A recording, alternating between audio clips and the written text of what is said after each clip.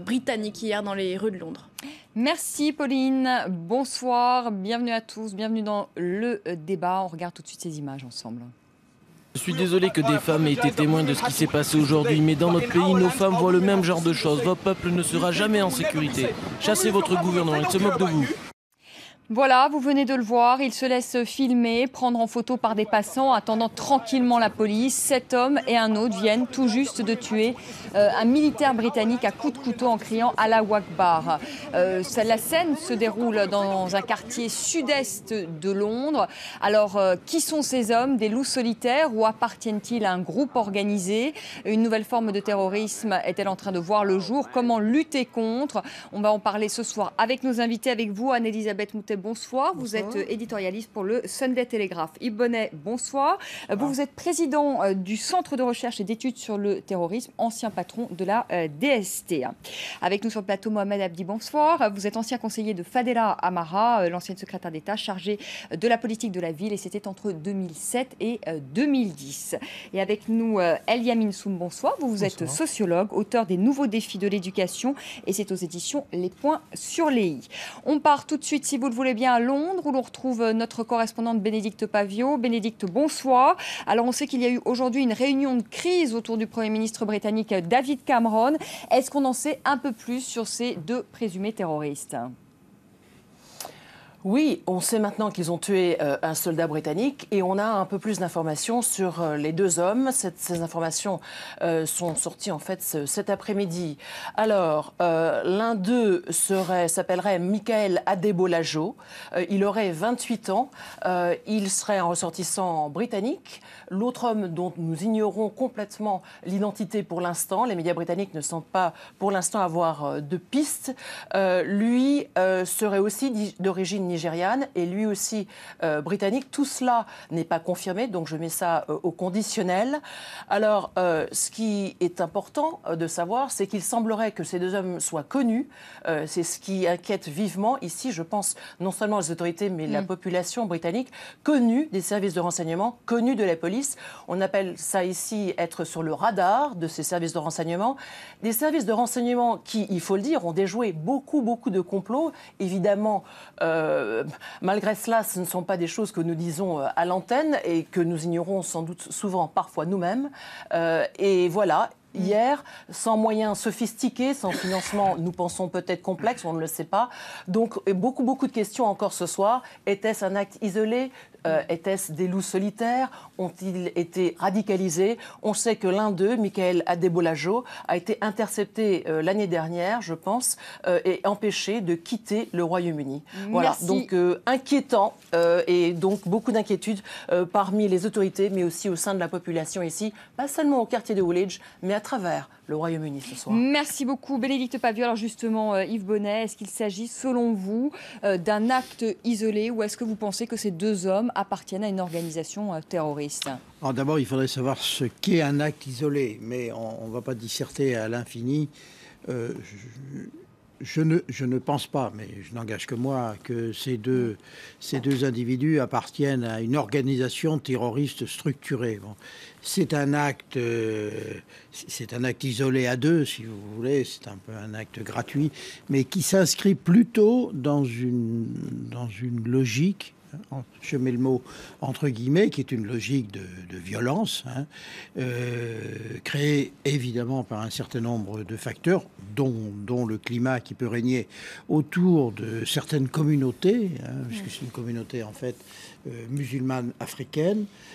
On ne peut pas, par conséquent, incriminer, d'ailleurs le Premier ministre anglais l'a dit, l'ensemble du monde musulman. Ce serait une lourde et tragique erreur. En revanche, que ces gens-là aient nourri des sentiments de haine dans un milieu qui s'y prête, oui, ça, incontestablement. Donc c'est plutôt les scories d'une société, une société européenne. La nôtre n'est pas très différente. Ça rappelle un peu l'affaire Mera quand même en France. Oui, ça rappelle effectivement un peu l'affaire Mera, mais alors là, je m'empresse de dire qu'il y a quand même une énorme différence, c'est que les Britanniques ont mis la main sur les deux intéressés, et ils n'ont pas été tués, et que c'est à partir de maintenant que MI5 les services va pouvoir s'en occuper. Alors, ce qui va poser un certain nombre de problèmes, parce qu'on sait que le système anglais est un système très compliqué, avec d'une part la police, et d'autre part des services de renseignement et de sécurité qui ne sont pas des services de police. Anne-Elisabeth Moutet, il y a une hypothèse qui a été avancée, notamment qu'on a pu découvrir cet après-midi dans le journal Le Monde. L'un des meurtriers, nous dit Le Monde, c'est évidemment toujours au conditionnel, radicalisé par le groupe Al-Muhajirun. Est-ce que vous connaissez ce groupe ? Oui.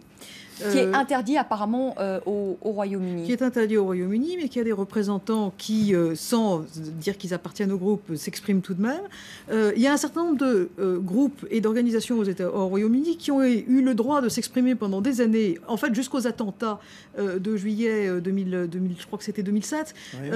À Londres, parce que... On voit le chef, pardonnez-moi pour nos téléspectateurs, à l'image du groupe fameux Chaudhuri, oui. Omar Bakri Mohamed.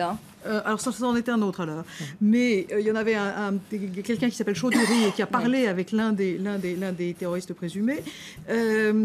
Mais en Angleterre, jusqu'à une date extrêmement récente, on considérait que la liberté d'expression absolue, qui existe depuis 1000 ans au Royaume-Uni, faisait que les gens pouvaient dire les choses n'importe quoi dans des prêches, dans des mosquées, ailleurs, dans des journaux, le faire circuler. Il n'y a pas toutes les interdictions qui existent en France sur l'appel à la haine, l'apologie du racisme, le négationnisme, etc. Si vous êtes négationniste au Royaume-Uni, on vous prend pour quelqu'un de pas fréquentable, mais vous avez le droit de le dire. Et vous avez le droit, pense-t-on, dans la transparence absolue, d'avoir l'air d'un imbécile tout seul.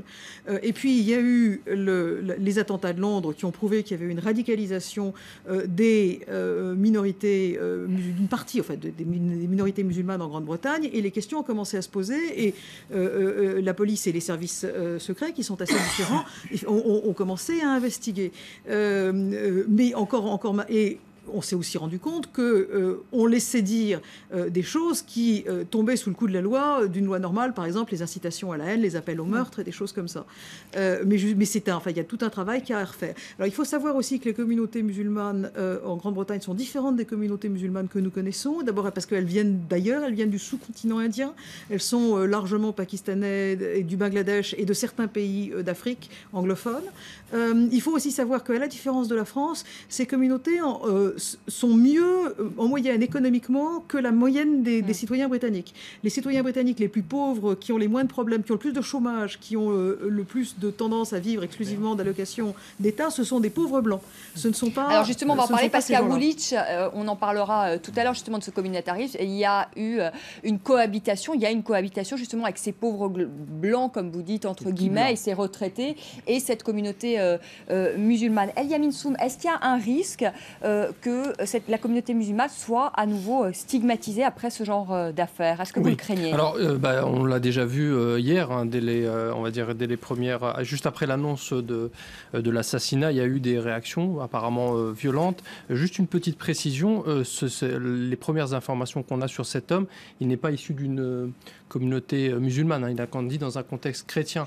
Et il se serait converti à l'islam. Et d'ailleurs, ce qui est intéressant, c'est de voir aussi aujourd'hui le travail qui est fait par les renseignements français. Il s'intéresse beaucoup au cas des convertis. C'est-à-dire aujourd'hui, il y aurait chez cet individu, tout à l'heure on évoquait l'affaire Mera, mais moi il me fait penser aussi un petit peu, si vous voulez, à ce qui s'est passé dans la trajectoire, en tous les cas sociale, du tueur d'Istres qui est sorti avec une arme, qui a tué 3 personnes, qui se serait rendu, le Karl Rose. Mais sauf que là, il y a une justification, si vous voulez, à la fois qui relève un petit peu de la théologie, enfin de la religion, une justification politique. Et c'est là où, à mon avis, il faut aussi axer l'analyse. Et aujourd'hui, il n'y a pas...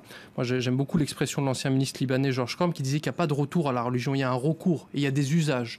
Et cet individu, je pense, en a fait un usage assez précis. Mais une fois de plus... Mais on a toujours ce sentiment que l'islam est devenu un peu le réceptacle des frustrations. Est-ce que c'est le cas? Alors, ce qui est intéressant, il y a un livre qui m'a beaucoup marqué par rapport à cette question-là, c'est l'islam révolutionnaire de Carlos Illich Ramirez, le terroriste. Dans sa trajectoire, le type passe du marxisme à l'islamisme, à une forme d'islamisme. Et lui, ce qu'il dit, c'est que finalement, on est dans une bascule idéologique et que l'islam serait une résistance. Je dis bien serait parce qu'on est dans l'illusion la plus complète. Aujourd'hui, il n'y a pas de logique ni d'opposition, ni de résistance. Il y a une construction autour d'une une pseudo-résistance musulmane. Et peut-être qu'il y a une trentaine d'années, on se serait référé au marxisme ou à d'autres types de mouvements. Et aujourd'hui, il y a en tous les cas, on l'a observé encore une fois en France, sur les parcours d'un certain nombre de convertis qui cherchent, si vous voulez, un petit peu d'adrénaline et qui se trouvent ou se construisent. Devenir même des héros, parce qu'on le voit, il y a aussi toute une communication aussi dans le geste de ces hommes.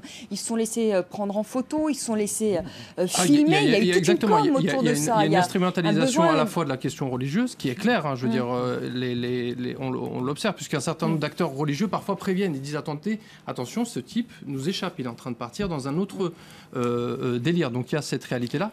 Et ça ne dure pas très longtemps, la logique du héros. Mohamed Abdi, vous qui avez travaillé justement à la politique de la ville, des banlieues, parce que là c'était aussi dans une banlieue de Londres. Comment est-ce que ces jeunes en arrivent à l'auto-radicalisation? Si c'est le cas de ces jeunes, parce que c'est encore, il y a toute une hypothèse. On évoque des mouvements terroristes, peut-être même Boko Haram, puisqu'ils sont d'origine nigériane. Enfin bon, il y a plusieurs pistes qui sont évoquées. Mais comment des jeunes en viennent à s'auto-radicaliser? Pour une raison simple, parce que je pense que rien ne naît de rien. Si on se radicalise, c'est parce qu'à un moment donné, on est en contact avec une idéologie. Et l'histoire nous a montré que la dynamique religieuse, quelle qu'elle soit, elle est dangereuse. Et elle aboutit souvent à des formes de dérive et d'intégrisme et de violence. On a connu, c'était le cas pour les autres religions. C'est le cas aujourd'hui et c'est ça qui est terrible partout, y compris dans les pays musulmans, de la religion musulmane, quand elle se veut une alternative, d'où la force. D'où, je veux dire, l'engagement de beaucoup et la valeur de la laïcité que nous avons en France et qui fait la différence, à mon sens, qui fait la différence. Nous sommes un pays où, dans les espaces publics, y compris en banlieue, il y a déjà, au-delà de la police et des services de sécurité, un affrontement entre les laïcs et ceux qui sont travaillés par cette idéologie musulmane. Rappelez-vous le sort et l'existence des cités, la révolte des faits de cité par rapport aux faits religieux, au patriarcat. Il y a ce combat-là. Et c'est pourquoi l'approche en France n'est pas la même chose. Et c'est pourquoi je constate qu'il y a ces dérives spectaculaires, beaucoup plus en Angleterre, même si ici nous avons la Fermera et tout ça. Je dis rien ne naît de rien, parce que même si c'est un acte isolé dans les faits, n'en demeure pas moins, c'est un acte lié à la toile, à ce qui se passe sur Internet et les prêches. Je peux même vous dire qu'ici, en France, on peut capter de la manière la plus légale des émissions de télé qui sont autorisées en France et qui font des émissions qui, pour moi, tombent sous le coup de la loi. Je peux même vous citer... Al Jazeera, vous pensez notamment? Non, je ne pense pas à Al Jazeera, pas que Al Jazeera. Non, même pas le Manar. Je pense tout simplement d'Iqra, la chaîne la plus officielle de l'Arabie Saoudite, tout ça, où il fait des émissions. Quand vous avez un jeune qui est en reconstruction, d'autant plus qu'à côté de chez lui, il n'y a plus ce mouvement d'éducation populaire qui a fait l'éclat, je veux dire, qui était la valeur ajoutée de la France, n'est plus cette insuffisance. Il n'a une seule alternative, c'est cet espace, c'est la dynamique religieuse qui opère dans les quartiers. Donc, il y a ce risque-là de voir des individus être travaillés par cette approche-là. Il y a aussi l'instrumentalisation politique. Et je dis, c'est là où je suis vraiment, parce que d'expérience, moi je fais partie de ceux qui ont dénoncé tout ça. À l'époque, on disait que c'était même une erreur. Je me rappelle de Gilles Kepel dans son livre « Al-Ouest d'Allah », il disait que tout ça c'était exagéré, même s'il revient de loin, pour nous montrer. Ce que je veux dire, aujourd'hui, c'est pas, je veux dire, incorrect, c'est pas, je veux dire, c'est pas anormal de penser, de constater que cette dérive, elle est du fait de la religion musulmane, parce que la religion musulmane, elle est dans un affrontement avec l'avènement démocratique et laïque dans les pays musulmans et porté par beaucoup de citoyens et de citoyennes musulmanes. C'est tout. Je voudrais appuyer ce que dit Mohamed Abdi. D'abord parce qu'il y a eu une enquête très intéressante qui a été menée dans toute l'Europe il y a 4 ou 5 ans et où on a abouti au fait qu'en France, 78% des musulmans français considèrent qu'ils sont français d'abord et musulmans ensuite, alors qu'en Grande-Bretagne, ils ne sont que 54%. Et en France, à considérer qu'ils sont d'abord britanniques. D'abord britanniques. Et ça a vraiment. Mais comment vous expliquez ça? Parce que s'explique. Ce qui est incroyable, c'est qu'on a vanté partout ce modèle de multiculturalisme britannique. Mais en fait, il a viré au communautarisme. Mais il a commencé par le communautarisme avec les 2 systèmes de colonisation différents des Anglais et des Français. Les Français, ils arrivent et ils disent essentiellement aux petits Sénégalais, nos ancêtres sont les Gaulois, ils font une école. Jules Ferry fait ça. Alors, c'est paternaliste, c'est tout ce qu'on peut imaginer. Il y a certainement des choses pas plaisantes qui se passent à côté, mais en gros, la colonisation, ça se passe avec une idée d'universalisme. Quand les Anglais colonisent les Indes, ils ont 40 000 personnes pour tenir tout le sous-continent indien à la grande période de l'Empire britannique, et essentiellement, ils restent entre eux. On n'est pas là pour éduquer les sauvages. On nomme des chefs de clan, on favorise des maharajas, ceux qui sont les plus dociles, on les envoie parfois se battre contre les autres. Et en gros, on désigne quelqu'un avec qui on va parlementer, et le reste du temps, on les laisse se débrouiller tout seuls comme des grands. Et c'est ce qui perdure maintenant dans les banlieues britanniques, où vous avez des zones où on ne parle que bengali ou que d'autres ourdou ou que d'autres langues, et où essentiellement on les laisse se développer. Et maintenant, les Britanniques se rendent compte que ça ne marche pas du tout. Ils sont eux-mêmes, ils se posent des questions sur ce multiculturalisme, mais ce multiculturalisme, il a été accepté jusqu'aux affaires de Londres. Oui, je suis absolument d'accord avec vous. Les Anglais n'intègrent pas. Les Anglais juxtaposent. Et si vous voulez un exemple qui crève les yeux, allez aux Antilles. Hein. Oui. Les Antillais de nos départements sont français. Ils sont complètement intégrés. Il n'y a aucun problème. Vous faites quelques dizaines de kilomètres, vous allez dans ce qu'ils appellent dans les Antilles ex-britanniques, les gens qu'on appelle les Anglais, d'ailleurs c'est les Martiniquais, les Guadeloupéens rigolent, les appelant les Anglais, ils sont absolument pas intégrés. La société anglaise n'est pas une société d'intégration. La société française, elle a tous les défauts qu'on veut, mais je partage tout à fait votre avis, et je pense qu'il faut quand même être bien conscient que mais on peut dire l'immense majorité de nos compatriotes maghrébins, parce que ce sont nos compatriotes, ils sont complètement intégrés. Et ça n'a rien à voir avec ce qui se passe en Grande-Bretagne. Alors le système de la grande liberté, effectivement, on a le droit de dire tout et n'importe quoi, mais on voit les limites aujourd'hui du système. Alors justement, Jacques Millard, qui est le député, vous savez, de la droite populaire, a dit « Le lâche attentat des islamistes contre un soldat britannique à Londres va peut-être enfin ouvrir les yeux ». Écoutez bien, Elisabeth Moutet, aux naïfs Anglais, aux autres qui prônent la tolérance envers les extrémistes religieux et leur garantissent la liberté d'expression. Non, mais ça c'est autre chose, c'est l'héritage de l'habeas corpus. Les Anglais ont toujours été les premiers sur le chemin des droits de l'homme, il faut le reconnaître. Mais je crois que là, ils n'ont pas très bien compris qu'ils avaient affaire. Il fallait d'abord favoriser l'intégration de ces gens qui ne sont pas du tout... Moi, je voudrais juste apporter quelques nuances, parce que j'ai l'impression qu'on est aussi on est un peu dans une bascule, comme si le modèle français a ses problèmes. Je pense que les deux sociétés se rapprochent par la base... Non, mais après, ça, c'est votre choix. Mais par la base démocratique.